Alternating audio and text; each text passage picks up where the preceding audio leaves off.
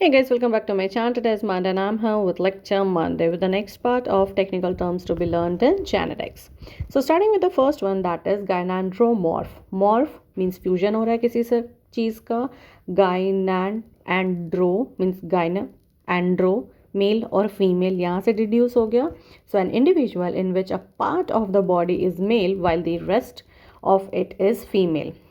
In example, Drosophila mosaic for the sex chromosome male part XO may range from a small section of the body to half of the body. Next is gyrase. एज है तो again we came कि कुछ ना कुछ तो enzyme से related होगा. सो in E coli type 2 topoisomerase that induces negative supercoils in DNA.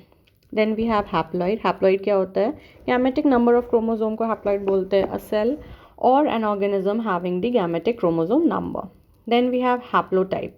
तो haplotype क्या होता है? कॉम्बिनेशन होता है एलील्स का एक रीजन ऑफ क्रोमोसोम में कि वहाँ पे उस रीजन में क्या कॉम्बिनेशन एलील का बन रहा है. जैसे in effect the genotype for a specific region of chromosome, the combination of alleles in a given region of a chromosome.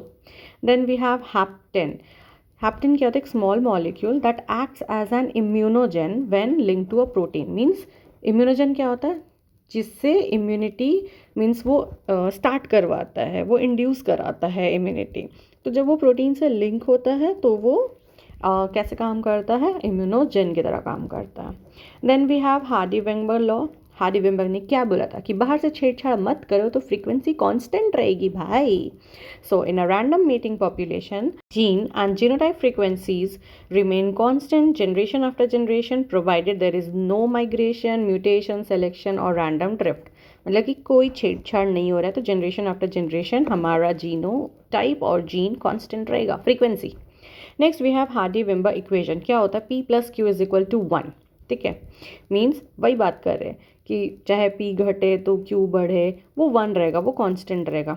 In a random mating population a gene with 2 alleles exhibit P² that is capital A is to 2PQ that is capital A small a is to Q² small a genotype frequency where P + Q = 1.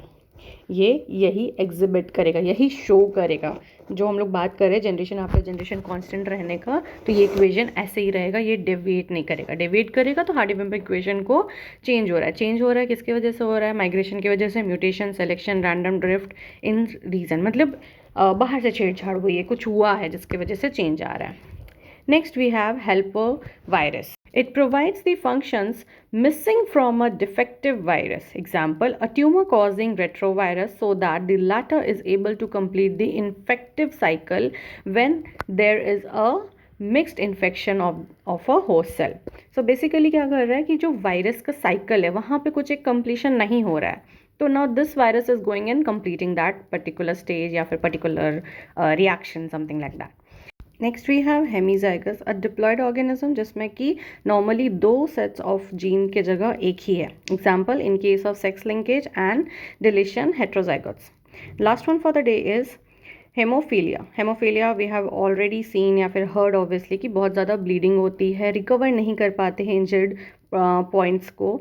तो वो क्यों होता है? The tendency of bleeding freely from even a minor cuts due to an inability of the blood cells to clot. The genetic disease होता है, that is due to the sex linked recessive gene. So that's it for the day. If you like the video, please hit the like button, share it and don't forget to subscribe my channel. I'll again come up till that. Take care. Bye bye.